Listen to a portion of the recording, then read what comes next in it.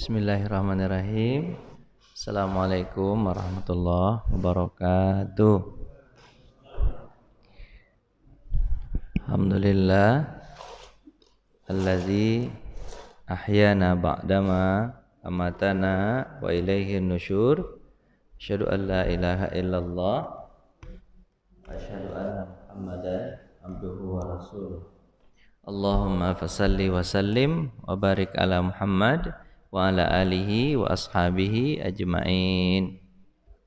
Allahumma ati nufusana taqwaha wa zakkiha wa anta khairu man zakkaha anta waliyuha wa maulaha.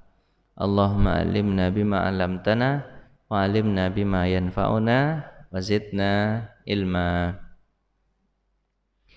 Bapak Ibu yang dirahmati Allah, pagi hari ini kita kembali belajar kitab Minhajul Qasidin Syarah Mukhtasar Ihya Ulumuddin. Kita sekarang belajar bab yang ketiga tentang zakat. Setelah kita belajar pertama tentang ilmu, kemudian kedua tentang taharah dan sholat, kemudian yang ketiga kita belajar tentang zakat. Pemahaman di sini kalau kitab Ihya Ulumuddin tidak membahas fikih zakat, tidak membahas tentang pembagian zakat, tapi membahas tentang apa makna daripada zakat. Jadi ketundukan hati orang ketika mau membayarkan zakat. Jadi Minhajul Qasidin, karena judulnya adalah Minhajul Qasidin, tujuan orang yang kepengen bermaksud atau maksud dari sebuah amalan. Jadi tidak belajar fikih, walaupun nanti akan tersinggung sedikit fikihnya di situ, tapi di sini belajar lebih daripada fikih, makna dari fikih tersebut. Baiklah, kita tahu Pak ya, rukun Islam itu ada 5. Yang pertama adalah syahadat, yang kedua salat, ketiga puasa, keempat zakat, kelima haji. Tapi kalau di hadis Nabi antara zakat dengan puasa itu kadang terbalik. Maksudnya duluan zakat kadang-kadang dibandingkan puasa. Kadang-kadang begitu Pak ya. Ditanyakan, ya Rasulullah, ayul Islam, jelaskan kepada kami tentang Islam. Nabi menjawab, antashhada alla ilaha illallah, kamu bersaksi bahwa tiada Tuhan selain Allah, wa anna Muhammadar Rasulullah, Muhammad utusan Allah, wa tuqimus shalah, kamu dirikan salat, langsung wa tu'tiyaz zakah, bayarkan zakat. Baru yang keempatnya wa tasuma Ramadan, puasa di bulan Ramadan, wa tahujjal baita man istata'a ilaihi sabila, haji bagi orang yang mampu untuk melaksanakannya. Kan biasanya kan agak terbalik itu ya, antara zakat. Karena di dalam Al-Qur'an juga begitu. Antara salat dan zakat itu biasanya disatukan. Aqimus shalah wa atuz zakah. Nah, aqimus shalah wa tasuma Ramadan tidak ada dapat. Dia aqimus shalah wa atuz zakah. Pemahamannya, kenapa kok Allah satukan perintah salat dan zakat itu biar manusia itu tahu bahwa hubungan dia dengan Allah penting, hubungan dengan manusia juga penting. Hubungan dengan Allah salat, hubungan dengan manusia zakat. Maka orang yang mau berzakat biasanya orang yang salatnya bagus. Kalau salatnya enggak bagus, nggak mau zakat dia. Kenapa? Karena dia merasa bahwa harta itu milik dia. Padahal orang yang sholat itu, harta itu adalah milik Allah. Dia hanya hak pakai saja sebentar. Habis itu dia kasihkan kepada orang lain. Apa sebab? Untuk tanda bersyukur kepada Allah Subhanahu wa Ta'ala. Cuman berat itu Pak. Berat Pak. Orang kalau disuruh sholat mau, tapi disuruh zakat, nantilah Pak Ustaz, banyak cicilan Pak Ustaz. Kalau nanti aja lah Pak Ustaz. Itu suruh sedekah, infak, nanti aja lah Pak Ustaz. Ya gitu kan. Tapi kalau sholat, ayolah sholat. Salat tahajud pun mau dia tuh. Salat tahajud yuk, ayo. Kapan iktikaf dia? Ayolah. Ya. Habis tahajud zakat ya. Wah, kalau gitu enggak bisa. Salat tahajud aja lah, habis kalau pas orang ngumpulin zakat, saya pulang ya. Begitu biasanya. Zakat agak berat, Pak. Zakat agak berat. Karena amalan itu kayaknya kalau diurut kayak rukun Islam itu bertingkat, Pak ya. Syahadat gampang, modalnya hanya ucapan mulut modal kan, dengan hati tentunya. Mulut dan hati. Kalau sholat, mulut, hati sama gerakan. Kalau puasa, mulut, hati, gerakan tambah nahan. Kalau zakat lebih berat lagi, mulut, hati, gerakan juga, habis itu duit juga. Kalau zakat agak berat lagi. Kalau haji juga agak lebih berat. Apa? Pergi dia ke sana jauh-jauh meninggalkan keluarganya. Mulut, hati, gerakan juga, duit juga, lama juga. Itu haji. Tapi orang lebih suka haji daripada zakat, Pak. Apa sebab? Karena habis pulang haji ada imbalannya, imbalan dunianya ada. Apa itu? Pak Haji. Tapi kalau zakat nggak ada imbalan gelar, Pak. Harusnya dikasih Pak imbalan gelar tuh, Pak, biar semangat juga orang. Pak Zakat. Pak Zakat. Pak Z. Iya, Pak Z. Gitu. Haji gitu, Pak ya. HZ gitu ya. HZ, haji, zakat. Nah, gitu ya. Muhammad Abdul ya. Bukan Dudung Sulaiman bukan ya? Bukan. Baiklah, Pak. Zakat adalah salah satu bangunan Islam. Baik. Kemudian kalau banyak ayat-ayat Quran bicara tentang zakat, kemudian adab orang yang berzakat. Ini adab-adab orang yang berzakat ini, Pak. Adab-adab. Jadi apa yang harus kita rasakan ketika kita berzakat? Apa yang harus kita tahu? Yang pertama adalah bahwa sesungguhnya zakat itu ujian Allah. Sebenarnya ujian Allah hanya kepada kita agar kita mengakui bahwa harta itu bukan milik kita. Harta itu adalah milik Allah. Itu tujuan sebenarnya itu aja. Untuk mengikis di dalam hati ini mengatakan bahwa harta itu bukan milik kita, tapi milik Allah. Kita ini hanya pakai saja sebentar. Pakai saja sebentar. Toh nanti kita tinggalkan. Betul, Pak ya? Kita tinggalkan nanti. Apa kata Nabi SAW? Salah satun, 3 yang mengikuti manusia tadi. Apa yang pertama? Apa tuh yang pertama? Amaluhu, amalnya. Yang kedua, ahluhu. Yang ketiga, maluhu, hartanya. Fayarji usnani wa yabqa wahid. Kembali 2, sisa 1. Yang 2 yang kembali apa? Harta dan keluarga. Yang pertama kembali itu adalah harta kita. Ketika kita sakit aja nggak bisa lagi ngapa-ngapain. Pak, ini dendeng nih, Pak. Dibeli pakai duit Bapak, makanlah. Nggak bisa masuk. Air aja nggak bisa masuk, Pak. Nggak bisa. Tuh, udah ditinggalkan kita. Belum lagi ngapa-ngapain kita. Sakit baru susah minum air. Padahal air itu kita yang beli. Apalagi disuruh makan dendeng. Itu susah. Bapak tahu dendeng kan? De balado, batoko.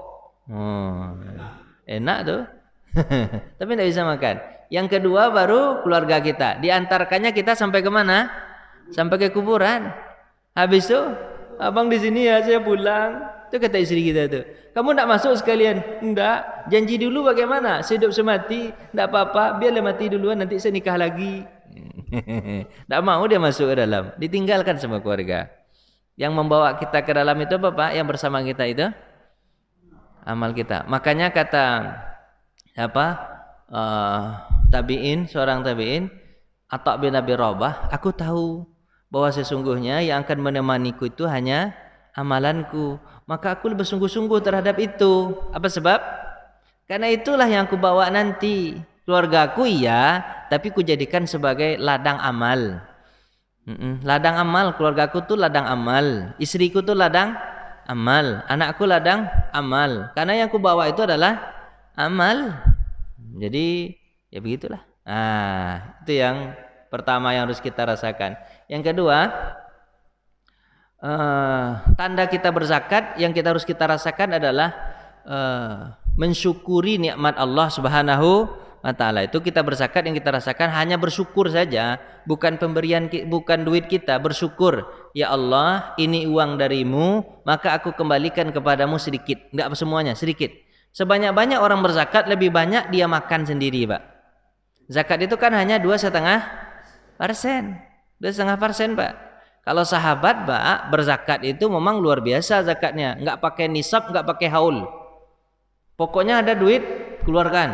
Dihitung sama Allah zakat, oke. Dihitung sama Allah sedekah, enggak apa-apa. Dihitung sama Allah infak, enggak apa-apa. Yang penting saya keluarkan duit saya. Begitu sahabat. Kalau kita enggak, dikasih pakai haul dan nisab. Haul itu waktu, nisab itu batas minimal.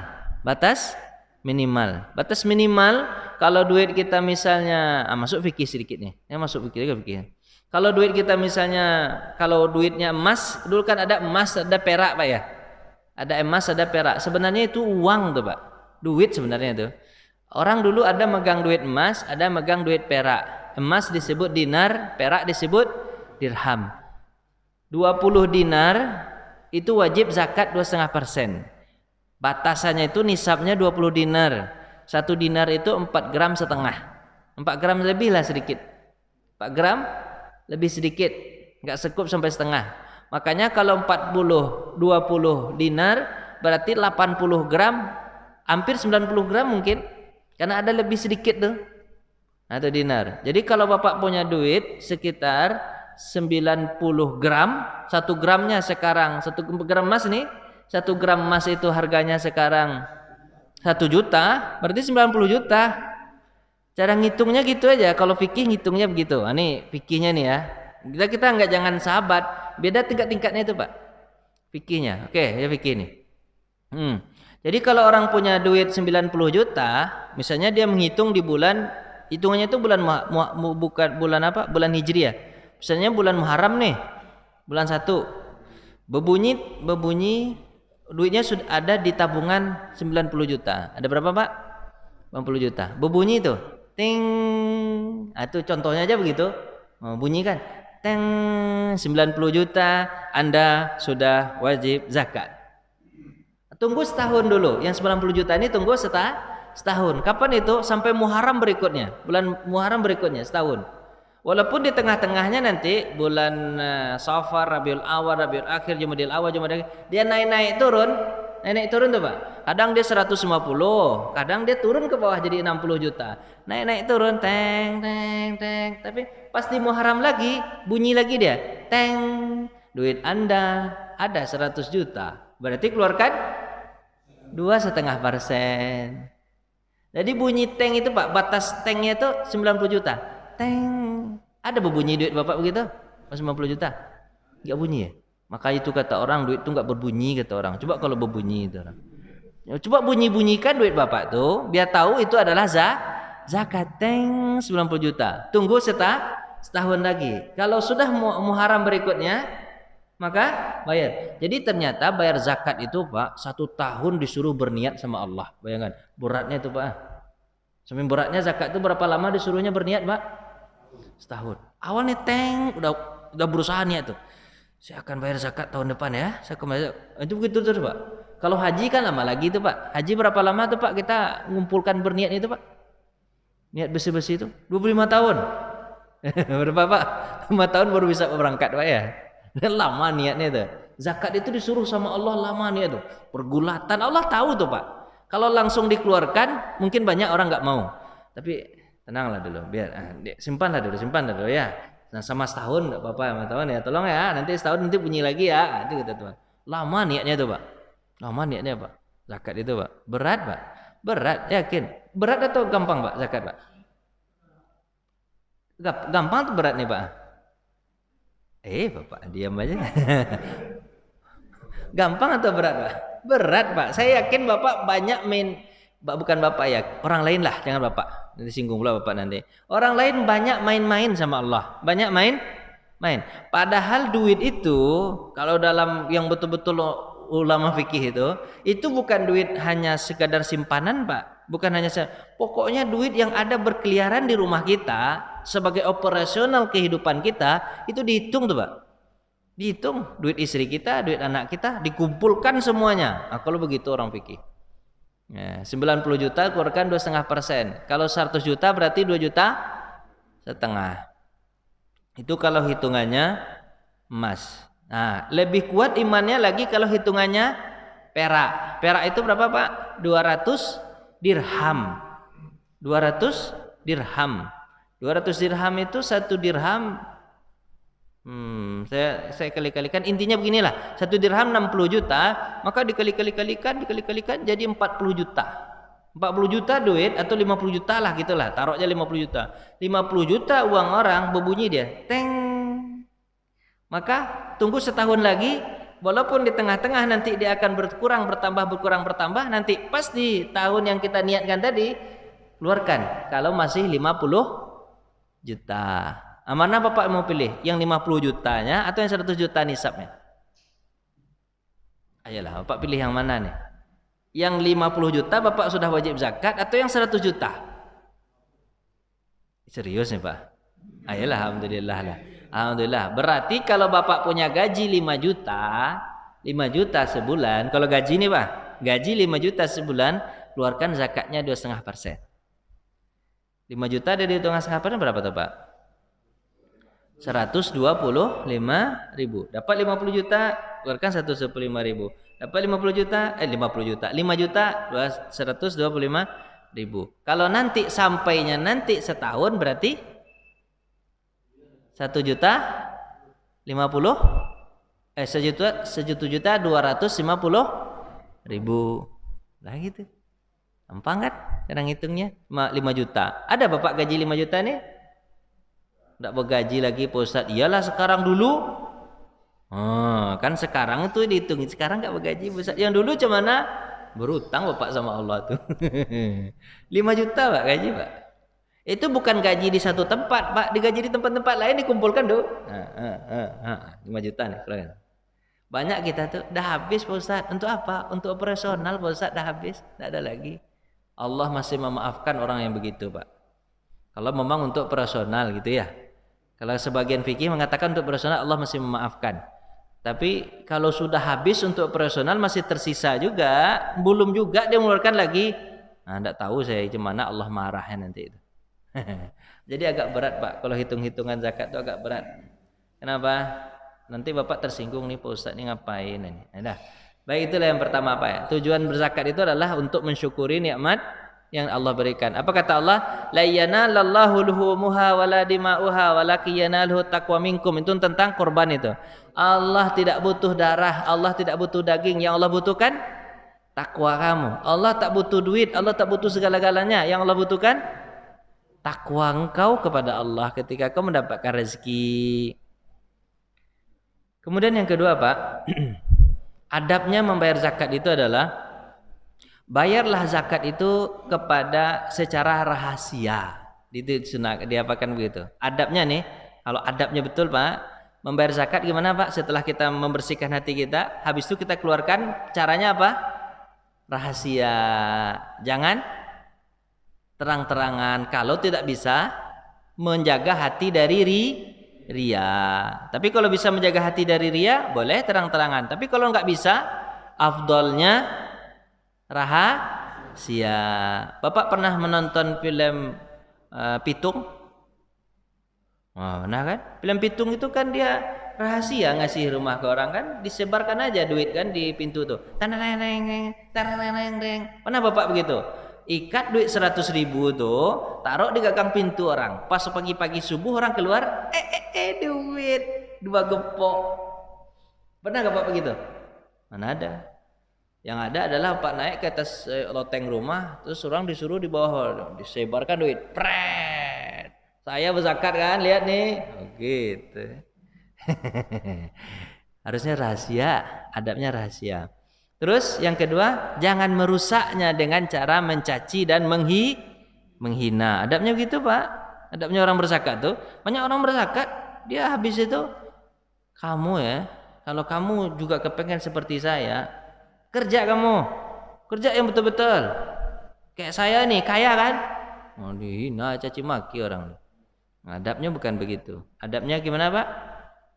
Jangan mencaci. Kemudian rasakan pemberian itu dalam hati kita, bahwa pemberian itu kecil, bukan besar dibandingkan dengan nikmat yang Allah berikan kepada kita di atas dunia. Sampai nanti juga di akhirat pemberian itu kecil. Coba bayangkan sama Bapak nih, Bapak dapat surga, surganya seluas langit dan bumi, bangunannya, aciannya intan berlian, batu batanya emas. Terbayar nggak kira-kira dengan zakat yang segitu, Pak?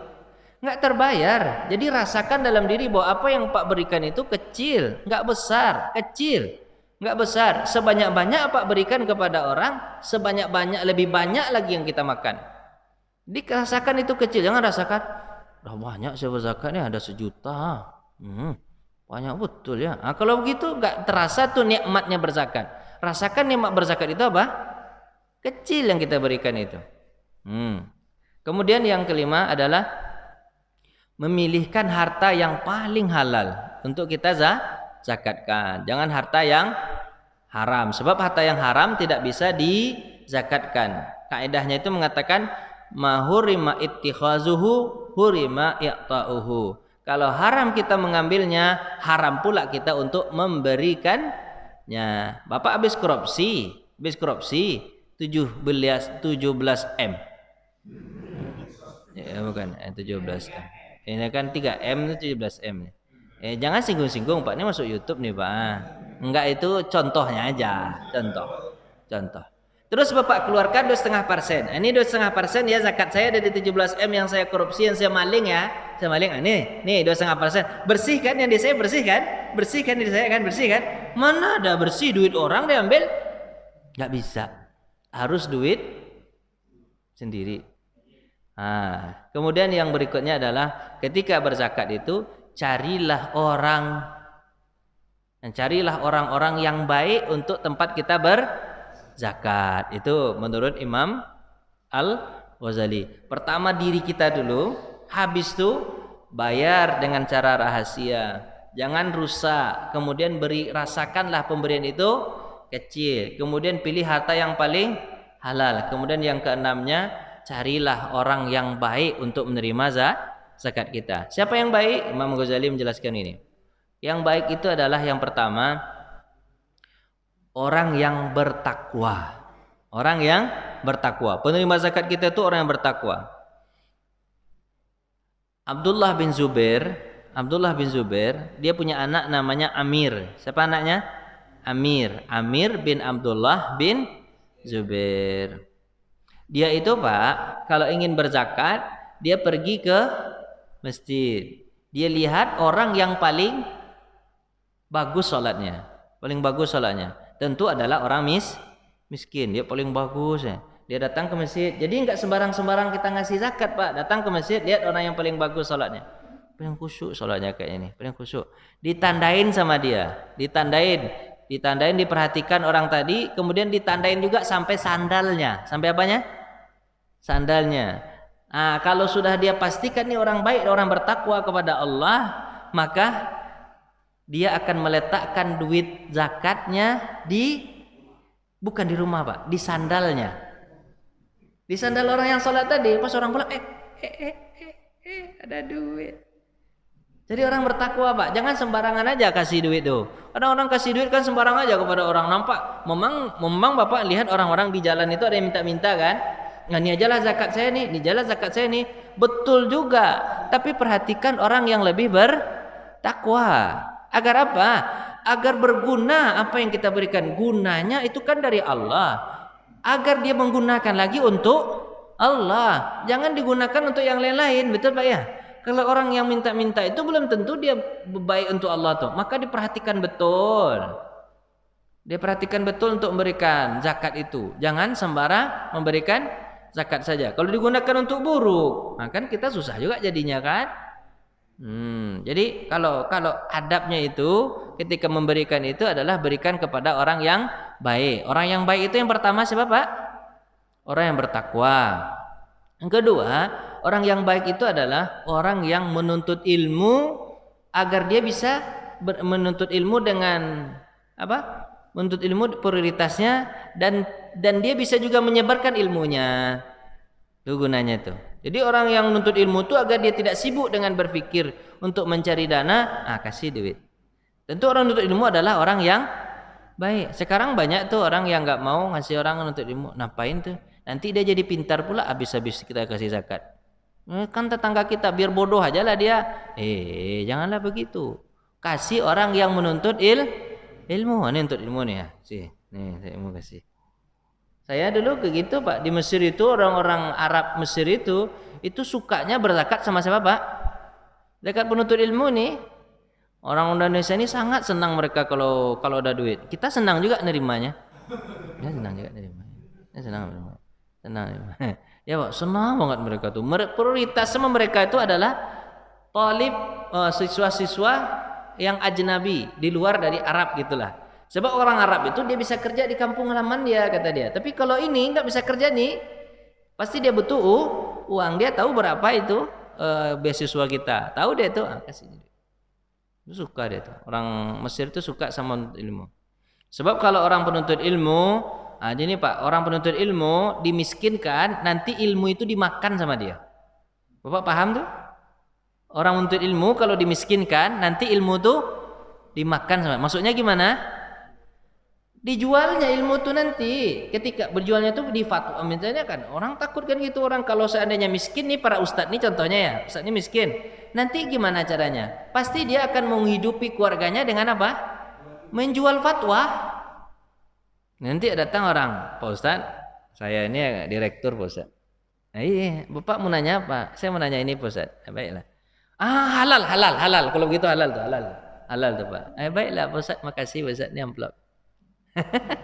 Dijualnya Pak, langsung halal aja Pak, langsung halal aja, halal itu nggak apa-apa, kalau model itu nggak apa-apa. Dijualnya ilmu itu nanti. Tapi kalau untuk ilmu tidak dimiskinkan, insya Allah dia tidak akan menjual ilmu itu, dia akan kokoh dengan pendiriannya.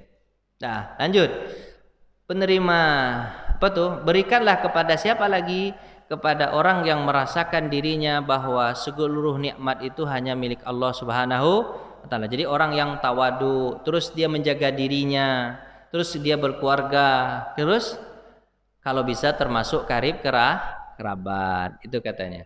Jadi orang yang yang miskin, tapi miskinnya bukan minta-minta, tapi miskin menahan diri, itu lebih utama Pak berikan. Kemudian berikan kepada, kalau bisa kepada ada yang hubungan keluarga dengan kita, karib kerabat, adik kakak, famili, tetangga, itu lebih utama diberikan daripada diberikan kepada orang yang tidak kita kenal. Itu ya. Tah, itu adabnya. Baik. Lanjut. Jadi ini kalau adab dibahas, ini adab pemberi zakat. Ada dibahas juga di sini.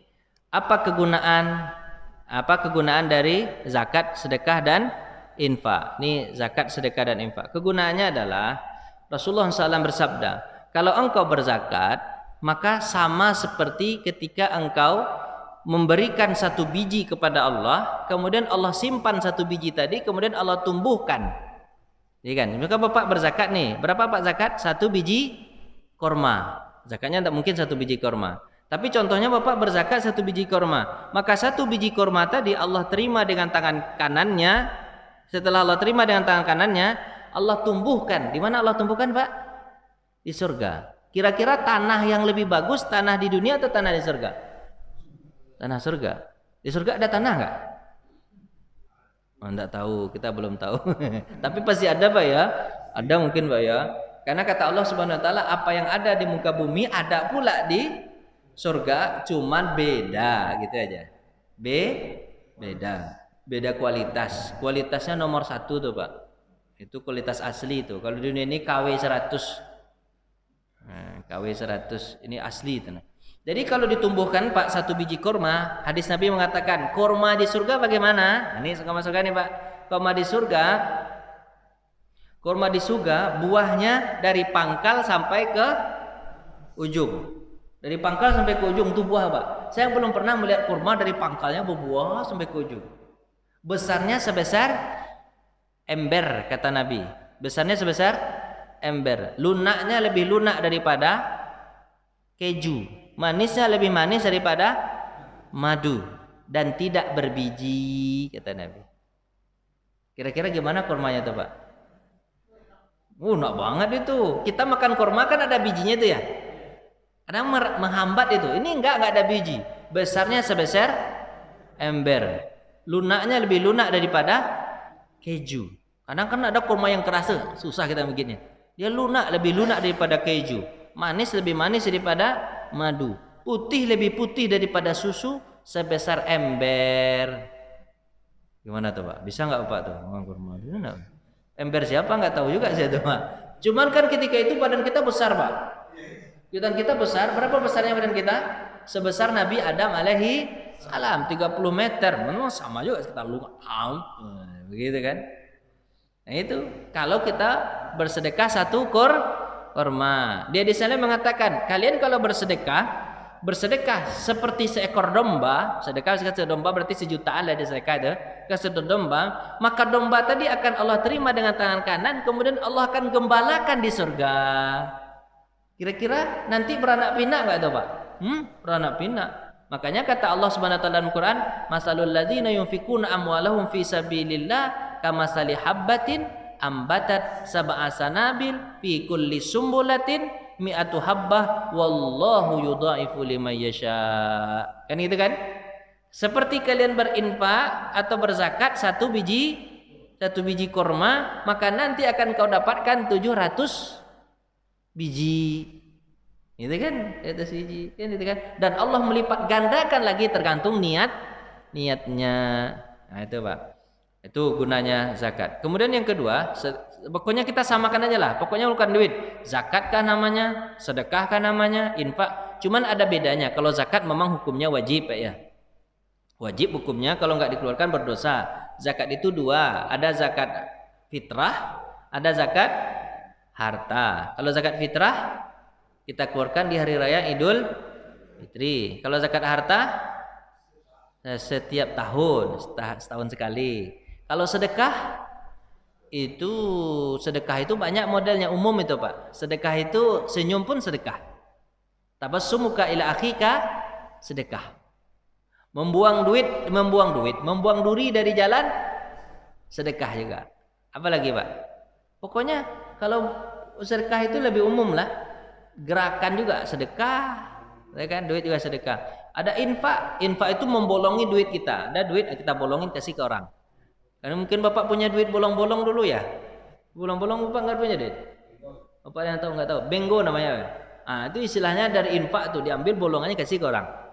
Istilahnya dipupil sedikit. Kalau duit sekarang nggak bisa dipupil, Pak.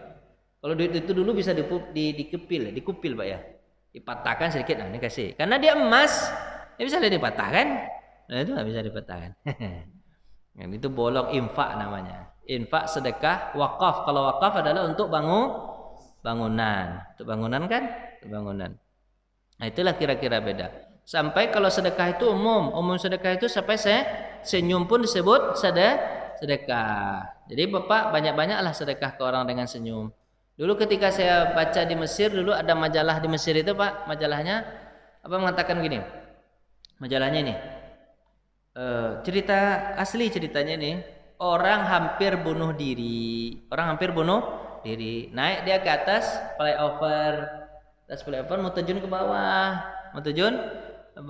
Dulu di Ciputat ada yang mati begitu. Naik flyover di Ciputat, terjun ke bawah. Tapi nggak tahu apakah dia terjun atau didorong orang, nggak tahu lah.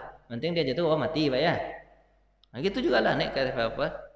Karena di Mesir itu kan ada tempat jalan orang itu, lintasin orang itu kalau flyovernya gitu untuk orang maraton jalan gitu.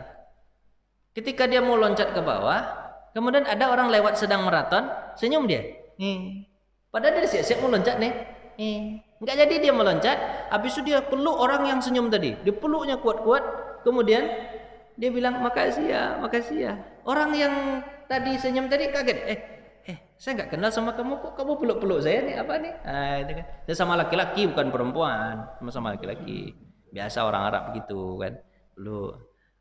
Habis itu Pak dibilangnya, aku sebenarnya tadi kepengen bunuh diri.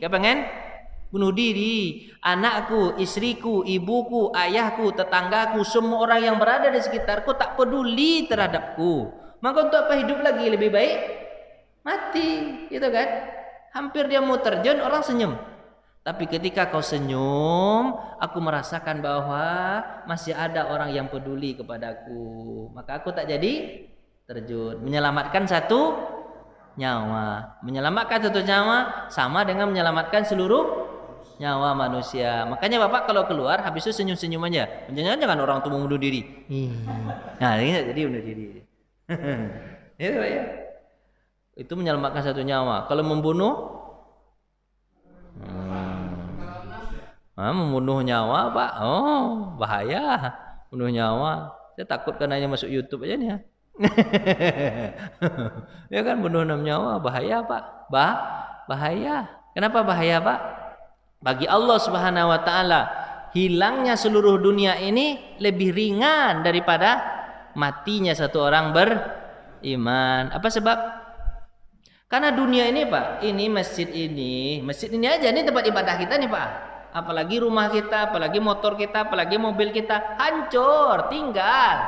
Di hari kiamat nanti, Pak, habis. Tapi nanti amalan kita, badan kita, roh orang yang beriman dibangkitkan oleh Allah Subhanahu wa taala nanti lagi. Betul? Berarti mana yang lebih bagus? Roh, iman, amal atau dunia ini? Bagi Allah dunia ini tidak ada gunanya, tapi roh orang yang beriman berguna. Apa sebab? Nanti dibangkitkan lagi. Jangan sembarang-sembarang. Nabi aja mengatakan, siapa yang mengangkat pedangnya kepada saudara laki-laki dan saudara perempuannya di rumahnya bercanda, kata Nabi, Allah laknat. Bayangkan, pada kakak adik mana bercanda aja nih, bercanda. Bercanda, tidak mungkin kita membunuh kakak adik kita. Ya kan, tidak mungkin kan? Bercanda aja dilaknat sama Allah. Apalagi membunuh betul. Oh, bercanda aja tidak boleh. Janganlah panjang-panjang itu, Pak. Kita tentang zakat, Pak. Tentang zakat, Pak. Itu masuk. Dah, lanjut Pak ya ini ya. Bapaknya mancing-mancing aja. Dah, lanjut.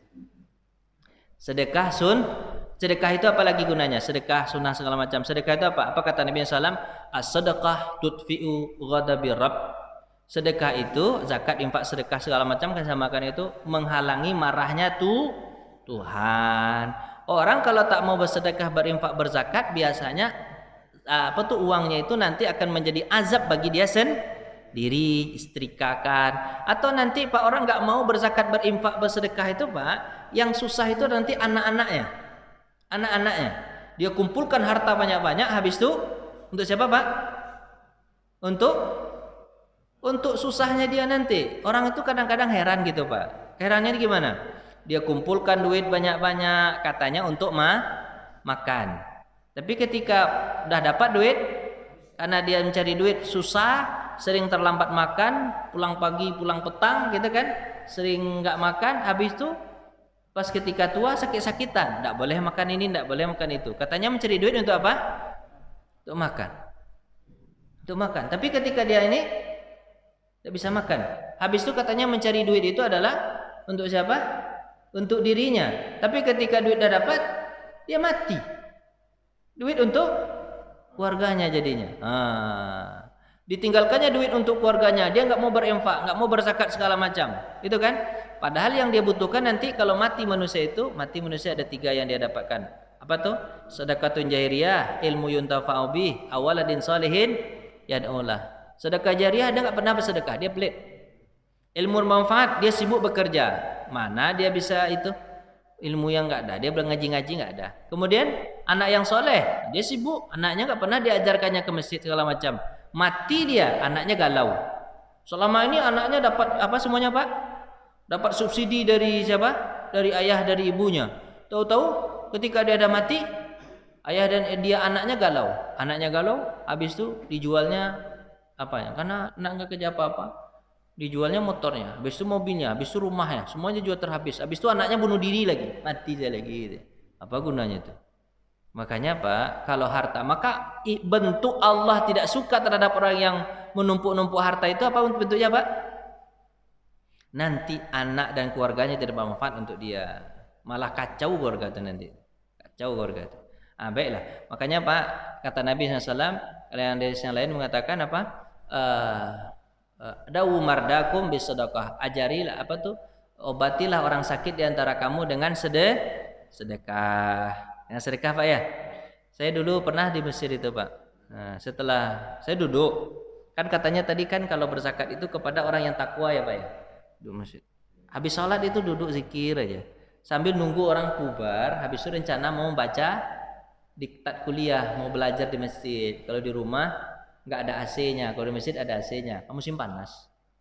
Kan enak belajar di masjid tuh, duduk di masjid. Tunggu orang keluar sedikit dulu, zikir-zikir. Nampak sama orang, suuntulab saya ternyata. Suuntulab itu artinya akademik di Mesir, tukang akademik lah, orang akademik di Mesir. Tahu-tahu kan saya pakai jubah gini juga di Mesir, pakai jubah. Kan ada kantongnya juga. Makanya Pak kalau Ustadz biasanya kantongnya kalau bisa 6. 2, 3, 4. Jadi kalau ditutup 2 masih ada 4. Sebenarnya dimasukkan duit pakai amplop. Saya kaget. Syekh, kenapa kasih duit saya? Apa kata dia? Tolong doakan orang tua saya karena dia sedang sakit. Saya ambil lagi duit tadi saya kasih. Syekh, ini duit itu untuk beli obat orang tua Syekh aja. Saya insya Allah ada lah duit insya Allah. Nggak, ambil, doakan orang tua saya. Tentu saya berdoa kepada Allah. Habis kan nanti paksanya suruh ngambil itu tetap paksa saya ngambil lagi Pak. Bapak aku nggak dipaksa orang ngambil gitu. Saya dipaksa, saya doa, ya Allah tolong sembuhkanlah bapaknya itu, tolong sembuhkanlah ya Allah, gitu kan? Tolong sembuhkanlah ya Allah. Habis itu Pak, sampai di rumah, tentu tidak mungkin di depan dia saya buka kan. Saya nggak jadi belajar akhirnya, karena kepengen lihat itu berapa isi. Pulang saya gitu. Pas bawa muqarrar penasaran pulang, habis pulang bawa, ternyata 300 pon. 300 pon itu Pak, 800 ribu itu. 400 ribu banyak betul, 400 ribu banyak itu Pak. Habis itu berdoa lagi saya di rumah karena mau buka pas muka tuh. Ya Allah tolong sembuhkan. 2 kali saya berdoa akhirnya. 2 kali saya berdoa. Ya kan doa ya Allah sembuh.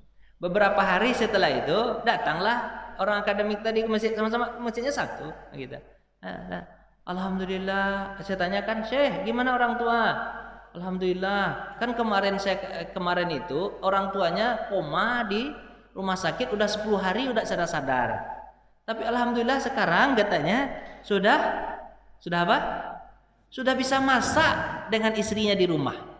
Bayangkan sama Pak, sudah bisa masak dengan istrinya di rumah. Dari koma habis itu siuman bisa pulang, bisa masak dengan istrinya di rumah. Oh, berarti bagus tuh. Bagus Pak, ternyata doa saya makbul. Makbul doa saya. Tapi setelah itu saya baca hadis, saya belum tahu hadisnya lagi itu. Setelah saya baca hadis itu, ternyata ada hadis Nabi bilang apa? Dawu mardakum bisedekah. Obatilah orang sakit di antara kamu dengan sedekah. Baru saya menangis. Oh, inilah yang diamalkan sama orang Mesir ini. Ini yang diamalkan sama dia nih Pak. Diamalkan sama dia nih. Ini yang diamalkan sama dia. Obatilah orang sakit. Harusnya kan orang sakit untuk dia kan? Tapi enggak, dikasih ke orang lain. Dan Allah sehatkan dia. Nah, itu Pak. Jadi sebenarnya pelajaran sedekah infak ini hanya menggugah aja agar kita bisa mengeluarkannya, adab-adabnya, hatinya, apa yang kita dapat. Itu. Baiklah Bapak, mungkin ada pertanyaan, silakan. Kan belum bunyi ya Pak ya? Belum bunyi. Ada mau bertanya Pak? Silakan. Ya, assalamualaikum warahmatullahi wabarakatuh. Waalaikumsalam. Ini Pak Ustadz, kan di sini ada kotak amal nih, ada sedekah, ada zakat, ada infak. Ya, tapi ini kan sebetulnya untuk terapis ya, dalam arti menggugah jamaah untuk mengisi counseling. Nah ini sebagai orang yang bertakwa, kalau dia tidak mengamalkan apa yang dia miliki, apakah dia ada punishment-nya dari Allah?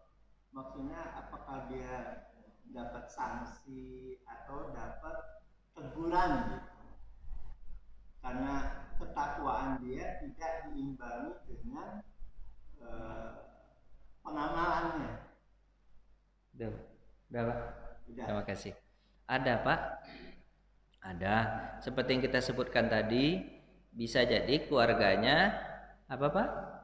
keluarganya atau dirinya bisa jadi dibuat sama Allah. Kalau Allah masih sayang sama dia, Pak, bisa jadi dia sakit. Mohon maaf aja kalau mau sakit bukan berarti itu. Atau keluarganya bisa sakit atau anaknya menjadi macam-macam. Tapi kan orang kadang-kadang tidak bisa mengambil iktibar di situ, gitu kan? Atau bisa jadi yang lebih parahnya itu duitnya hilang. Dihilangkan sama Allah Subhanahu wa taala. Itu artinya Allah masih sayang. Tapi kalau Allah nggak sayang, Pak, dibiarin aja sama Allah, itu namanya istidraj. Apa namanya? Istidraj. Dibiarkan aja. Tapi kalau Allah sayang biasanya ditegur itu, Pak. Dan orang yang beriman pasti dia akan introspeksi di diri. Dia introspeksi diri. Apa ya salah saya? Kenapa ya? Kenapa kok begini ya? Kenapa ya? Orang beriman biasanya begitu tuh.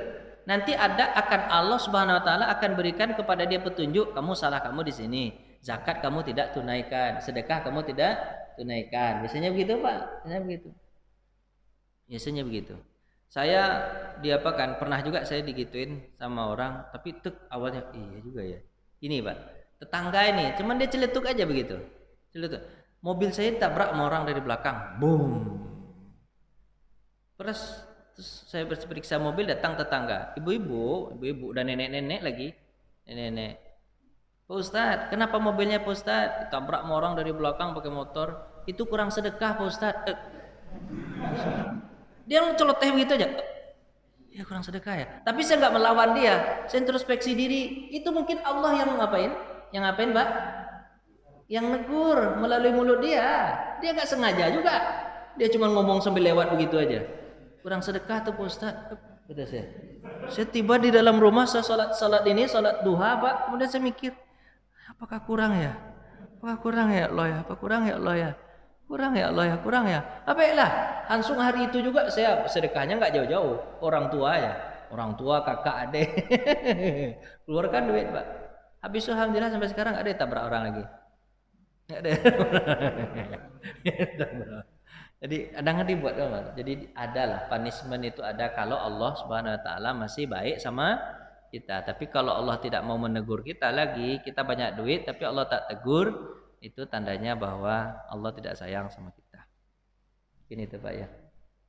Silakan, Pak. Silakan.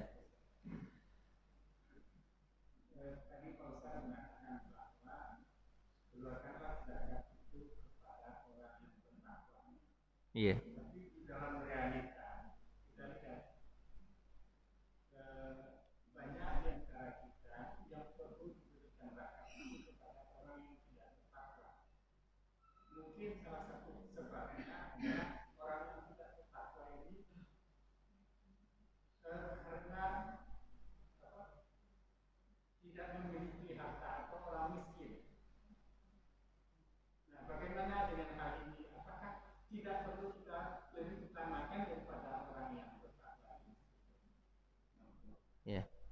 Ya, jadi kalau sama-sama miskin ini, Pak, orang baik miskin, orang biasa aja miskin juga, orang yang nggak sholat juga miskin juga.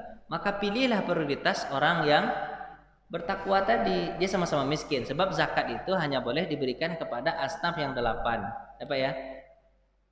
Fuqara, innamas shadaqatu lil fuqara, fakir, miskin, amilin, alaiha wa mu'allafati qulubahum wa firriqab, budak yang akan ingin merekakan dirinya, kemudian fisabilillah, ibnu sabil, kan itu, Pak ya, wal gharimin, orang yang berhutang. Ya maksudnya kalau setara mereka semuanya miskin-miskin. Makanya, Pak, kalau Jumat itu, Pak, ini Jumat nih, Pak ya, waktu Jumat. Kan hari-hari itu, Pak, hari-hari itu kan Allah Subhanahu wa taala, orang Arab itu menyebut hari itu kan sesuai dengan nama hari itu. Misalnya Ahad itu hari pertama. Hari kedua namanya, Pak, Isnin. Itu hari Senin, Pak ya. Hari ketiga Selasa, itu hari ketiga artinya, Pak.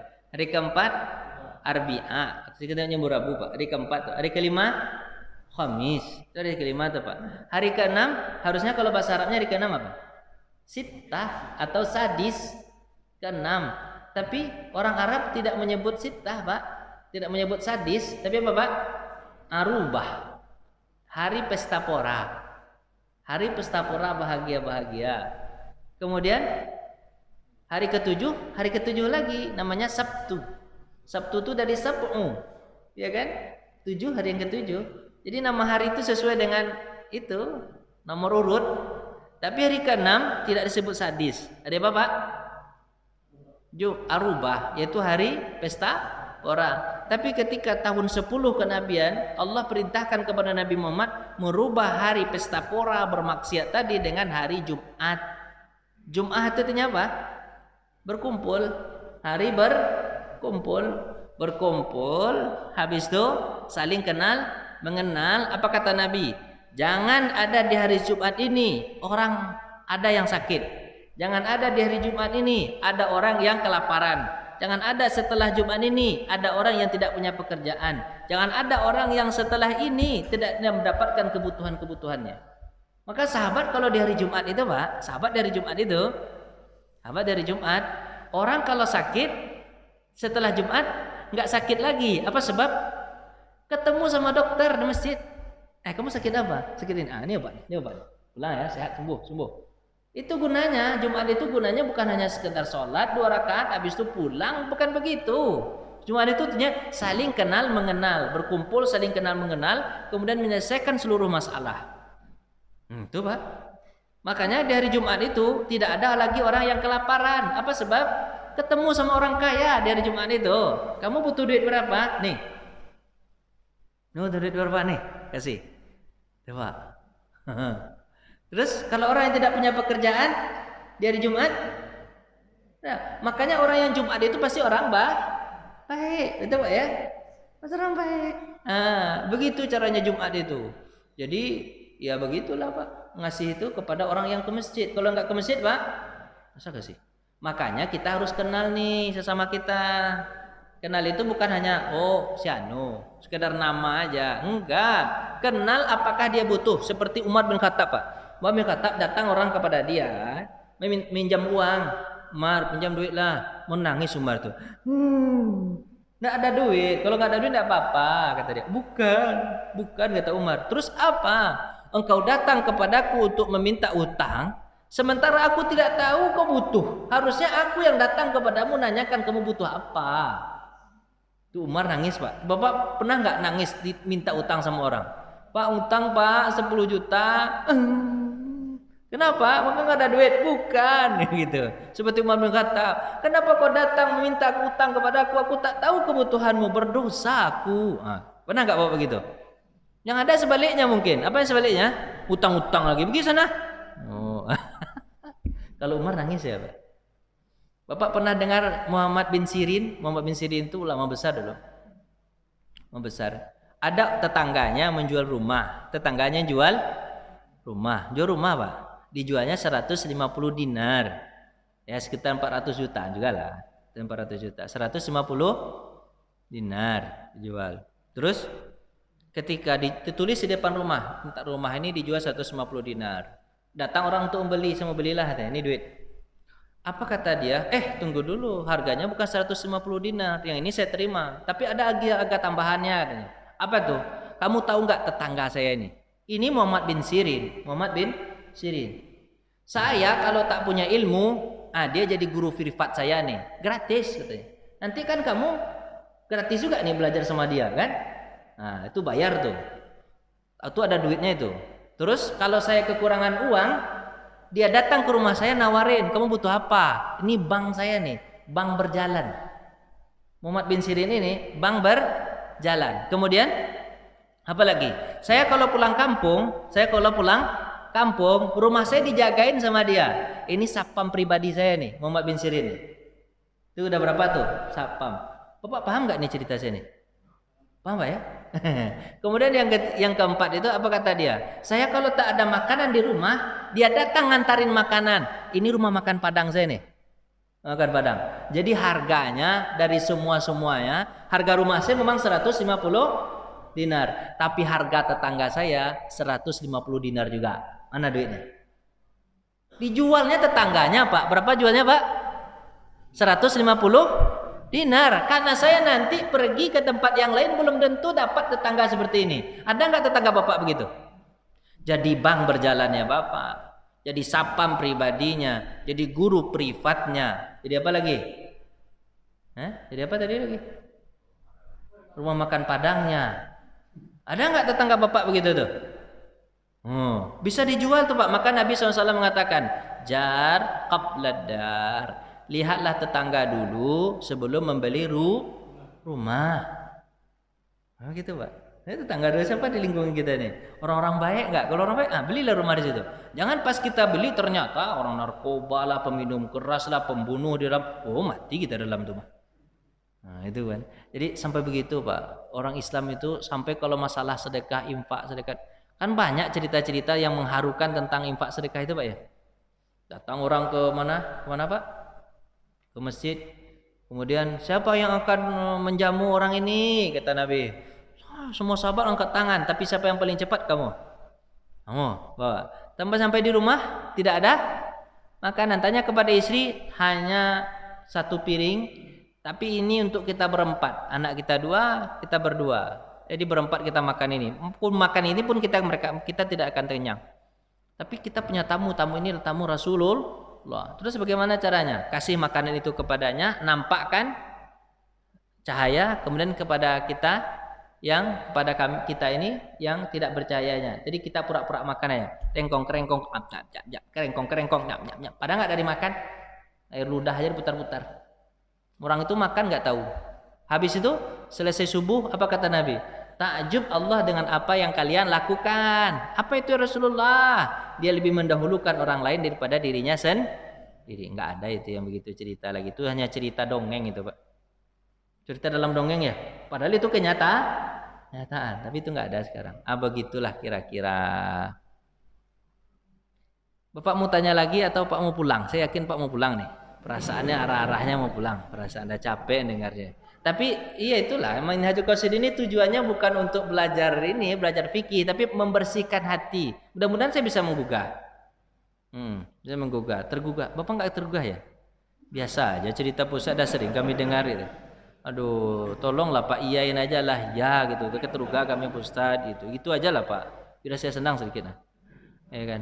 Jadi itulah tujuannya supaya mengeluarkan zakat infak itu supaya kita bisa ibadah kepada Allah. Nah, kalau Pak dah berdiri berarti dah ditutup. Enggak Pak. Silakan masih ada pertanyaan. Masih ada Pak? Silakan satu lagi mungkin Pak ya. Ya. Assalamualaikum warahmatullahi wabarakatuh. Bicara masalah itu ada perintah yang mengatakan keluarkanlah zakat sebagai pembersih harta. Tapi bagaimana dengan yang orang tadi sebagai katakan 17M, sedangkan kita 3M Pak. 3M. Jadi yang 17M ini mungkin mereka mengingat pada keluarkan zakat sebagai pembersih, hasil daripada produk ini dia keluarkan sebagai pembersih.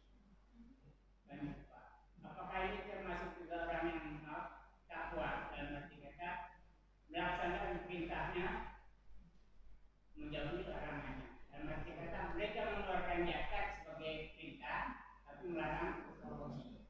Bagaimana pendapat Ustaz? Assalamualaikum warahmatullahi wabarakatuh.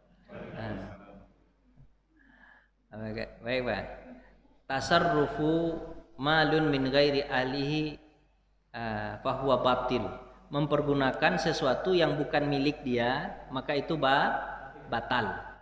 Bukan milik dia itu Pak, milik orang lain. Sama aja Pak, Bapak pergi ke rumah tetangga, ambil duitnya, terus Pak duitnya ambil 10 juta, terus Bapak bersihkan nih 150.000 udah ya, yang lain untuk saya ya. Itu nggak bisa Pak, nggak bisa. Itu kalau dari kotor nggak bisa, dia harus dari uang bersih, nggak bisa.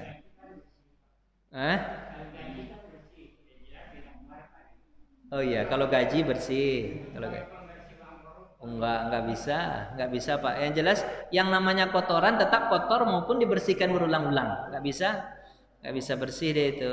Jadi tidak dianggap duitnya. Terus bagaimana? Ya jangan diambil lah. Apa kata Nabi SAW? Kata kaidah mengatakan hurima istimaluhu hurima ittikhazuhu. Kalau Allah haramkan untuk mempergunakannya, maka diharamkan untuk mengambilnya. Kalau kan uang haram itu kita dipergunakan haram untuk diri kita, untuk kita berikan ke orang lain haram. Tapi ngapain diambil? Apa gunanya? Susah-susah aja kita Udah kita ambil harus kita kembalikan lagi kepada orang sambil minta maaf. Jadi tidak usah lah diambil, biarin aja lah orang itu. Terus kalaupun sudah terambil nih Pak, sudah terambil. Terus bagaimana? Apa kata Imam Asy-Syatibi? Buang ke laut. Duit haram itu diapain Pak? Dibuang ke laut. Kalau sekarang dibuang ke laut masih mengapung-apung, masih bisa orang ngambil Pak ya. Kalau duit dulu dibuang ke laut kan mencilam dia Pak. Karena kan emas perak ya. Buang ke laut, nggak ada gunanya itu. Tapi ketika Imam Yusuf Al-Qaradawi menjelaskan uang haram yang didapatkan itu, diapain Pak? Boleh digunakan oleh pemerintah kepada 3 tempat. Kasihkan kepada pemerintah, jangan dianggap itu pajak, jangan dianggap itu zakat, jangan dianggap itu apa-apa. Pokoknya duit terbuang, diambil sama pemerintah. Pemerintah boleh membangun supaya tidak mubazir kepada 3 bentuk, 3J namanya Pak. Apa J itu? Jalan untuk diinjak-injak, jembatan injak-injak juga. Yang lebih parah itu jamban, WC umum. Itu gunanya. Jadi duit haram itu digunakan untuk 3 itu aja boleh. Pada yang lain nggak boleh. Dikasih kepada orang fakir miskin, ada yang mengatakan haram karena berasal dari haram. Makanya nanti adab orang yang menerima zakat, Pak, dia harus tanya dulu kepada orang yang berzakat, ini duit halal atau duit haram nih? Adabnya sampai begitu Pak. Kalau duit halal saya terima, kalau duit haram saya tak terima, bawa pulang. Biar orang itu tahu bahwa tidak menerima. Makanya Bapak nanti kalau sebagai mustahik tulis di depan rumah, saya memang mustahik tapi tidak menerima uang zakat haram. Begituin, berani nggak Pak tuh? Harus begitu, 17 koper Pak ya. Bapak ingat aja. Bapak ingat, mancing-mancing terus. Jadi gitu Pak ya. Kalau duit haram itu tidak dibuang aja ke laut. Itu tapi Yusuf Qaradawi mengatakan boleh digunakan 3 tempat. Apa itu Pak? Jalan, jembatan, jamban. Itu duit haram itu Pak. Jadi duit haram itu enggak ada gunanya. Buang aja.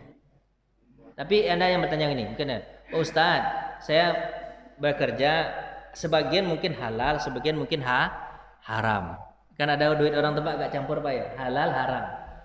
Ada 2 pendapat yang mengatakan apa? Pendapat ada ijta ma'al halal wal haram ghalabal haram. Itu kaidah yang paling berat itu Pak. Kalau bercampur yang halal dengan yang haram, maka jadi haram. Itu berat itu Pak. Seperti apa Pak? Apa istilahnya? Susu sebelanga diteteskan nila setitik, maka rusak susu sebelanga. Kenapa Pak? Nila itu parah betul Pak ya. Racun aja lah ya Pak ya. Nila itu tinta pemilu. Tinta pemilu. Dicelupkan 1 Pak ya. Itu apa tak? Majta ma'al halal wal haram ghalaba haram. Kalau bercampur uang yang halal dengan yang haram maka dianggap haram. Buang semua. Tapi itu yang paling keras. Tapi yang agak lunak sedikit bilang apa? Lihat yang mayoritasnya. Kalau mayoritas halal tuh. Tapi kalau mayoritasnya haram, lebih banyak yang haramnya haram tuh. Itu yang lebih ringan daripada itu. Di bawah daripada itu nggak ada. Atau yang paling ada mungkin kalau bisa memisahkan antara halal dan haram. Ini yang haram, ini yang halal. Dipisahkan. Nih buang. Ini yang dipakai. Itu yang ada satu lagi Pak. Satu lagi betul-betul satunya Pak ya. Iya Pak, silakan Pak. Nah ya. Oh iya Pak ya. Iya Pak. Iya. Itu makanya aja halal. Makanya Pak jangan. Betul. Iya. Iya Pak, dipisahkan. Kalau yang itu dibangunkan untuk 3 tadi yang haram tadi. Itu negara yang memisahkan itu adalah negara. Bukan kita kan susah. Kalau nanyain iya Pak. Itulah makanya kata Nabi itu mengatakan susah kita lepas daripada riba. Kan itu jadi akhirnya tuh kesempatannya itu. Tapi kalau betul-betul syariat itu dijalankan, kalau ada yang haram, ada yang halal, yang haram gunakan untuk 3J tadi. Yang halal baru dibayarkan untuk gaji. Apa itu Pak? Ya. Susah misahkan. Ya susah misahkan diri dari yang haram Pak ya. Terutama dari riba. Susah Pak ya. Susah. Itulah Pak. Makanya Pak, ibadah kita itu jarang yang khusyuk. Kan kita, kalau kita belajar Ihya Ulumuddin kayak gitulah gitu Pak. Arah-arahnya gitu. Susah khusyuk, susah mendapatkan kemanisan iman. Apa sebab? Sudah bergelimang dengan dosa. Orang kalau sudah, jadi pelajaran kemarin itu tentang sholat bersuci itu Pak. Orang kalau ada dosa kotor kemudian dia menghadap kepada Allah, bagaimana mungkin Allah terima doanya? Sementara makanannya haram, minumannya haram, pakaiannya haram, dia menyantap sesuatu dengan yang haram, tangannya dia tengadahkan kepada Allah, tangan haram, mulut yang ia ucapkan mulut haram, semuanya fa anna yustajabulah. Bagaimana mungkin aku mengistijabah doanya? Kan itu Pak ya? Itu berat Pak. Makanya Pak itu terasa ke tubuh kita itu Pak. Yang haram-haram itu Pak. Makanya kalau bisa memang tinggal kita di ujung hutan Pak. Udah lah di hutan dujunnya lagi biar nggak ketemu sama orang. Itu susahnya hidup sekarang ini susah. Oh, banyak bertobat kita nih Pak. Harus banyak bertobat. Oh, banyak bertobat, bersih-bersih. Iya. Makanya Pak, orang kalau selesai belajar Ihya Ulumuddin Pak, insya Allah masuk surga. Terus saya bilang, kalau memang diamalkan nih Pak, insya Allah masuk surga. Tapi kalau hanya itu kan cerita ustadz aja itu. Cerita-cerita aja itu. Kalau begitu nggak jadi dia. Dia kalau diamalkan nih Pak, bersih hati kita Pak. Luar biasa tuh Pak. Memang susah sekarang Pak. Susah. Mana lagi? Kalau kita ceramah di bank, Oh nggak bisa saya ceramah begitu Pak. Nggak bisa saya ceramah begitu. Serius. Saya juga ceramah di bank. Serius. Saya ceramah di bank nggak bisa ceramah begitu Pak. Kalau saya ceramah di bank dulu pernah ada cerita begini. Saya terakhir nih, betul-betul akhir nih. Terakhir terusnya. Iya betul ini terakhir ya. Ada ceramah di bank. Saya ceramah di bank. Saya ada cerita di bank. Oh, diambilkannya yang begitu Pak. Haram. Datang dari bank itu. Kebetulan dia sudah memang tersentuh juga. Ditambah dengan haram-haram begitu, makin luluh dia. Kalau dia nggak tersentuh, mungkin dia melawan kan. Tapi dia terus kepengen, udah risau hatinya. Datang dia kepada Ustaz, bukan saya, Ustaz. Jadi tanya aja, Ustaz, saya ini kan direktur bank di sini, Pak Ustaz. Macam mana nih, Pak Ustaz? Gimana, Pak Ustaz? Oh, haram, Bapak harus berhenti, haram. Sampai di rumah betul dibilang kepada istrinya, saya berhenti ya deh ya, kita jualan sekarang. Kita jualan. Berusaha kita pisahkan mana duit yang haram, mana duit yang halal. Kau kan kerja juga selama ini. Jadi kerja kamu halal, kalau kerja saya kan haram. Yang dari saya nih buang-buang aja duit ini. Kalaupun tidak kita buang dulu, kita taruh tapi kita nggak gunakan. Kita coba dari yang ini dulu. Ya. Ternyata dia ini kan tidak ada basic jualan Pak. Nggak ada basic ini. Sebulan, 2 bulan, 3 bulan bangkrut jualannya itu. Habis bangkrut, istrinya nggak terima. Karena biasa ini selama ini ada duit, sekarang tidak ada duit, istrinya terima. Lari istrinya sama orang lain. Orang juga tidak beriman, lari sih sama orang lain. Kocar kacir keluarganya, anaknya kocar kacir, lari semuanya. Jadi orang gila akhirnya orang. Orang direktur bank itu jadi orang gila. Makanya ada kaidah itu mengatakan, apa kaidah itu? Bangunlah jembatan baru sebelum meruntuhkan jembatan lama. Paham nggak Pak? Dibangun dulu jembatannya. Dibangun dulu sedikit-sedikit. Usaha-usaha yang bersih dibangun dulu. Jangan keluar langsung. Kalau Bapak keluar langsung nanti kocar kacir itu Bapak bunuh diri Bapak nanti. Itu kayak gitu di bank. Cara ceramah gitu di bank Pak. Saya ceramah di bank, tidak bisa langsung tuh. Mereka mau sholat aja ada alhamdulillah rumah. Mereka mau dengar kita ceramah ada alhamdulillah tuh Mak. Kalau lagi dihantam bunuh diri dah bisa nanti cuman. Ya kan? Kayak begitu di bank. Bangun jembatan apa Pak? Jembatan baru, setelah terbangun baru runtuhkan jembatan lama. Jangan diruntuhkan jembatan lama, jembatan baru belum terbangun, kocar kacir.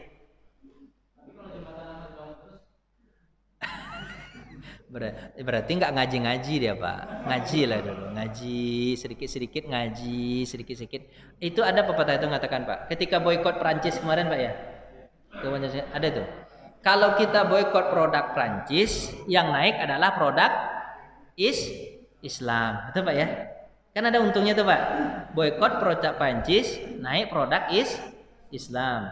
Bapak boikot misalnya nih, Bapak boikot bank konvensional, nanti Pak naik bank syariah. Apalagi bank syariah sekarang sudah merger, sudah gabung kan? Kan makin bagus itu pengelolanya nanti mudah-mudahan. tinggalkan bank konvensional, masuk ke bank syariah. Artinya apa, Pak? Bangun jembatan baru, runtuhkan jembatan lama. Itu, Pak ya. Nah, ini agak tenang hati Bapak sedikit, Pak. Bahasanya halus. Makasih ya, Pak ya. Iya, nggak apa-apa, Pak. Sabar-sabar, Pak. Nah, Pak, makasih banyak karena itu yang terakhir tadi. Kasih banyak ya, Pak ya. Silakan, Pak. Baik, baik Bapak. Di luar. Diskusi ini offline aja ya. Ini sudah ini aja. Bapak yang dengan Pak Ustadz Rani aja langsung. Ya. Ya, offline saja diskusinya. Sudah mengerti, ditangkap maksud dan tujuannya. Mudah-mudahan jemaah yang dimuliakan Allah SWT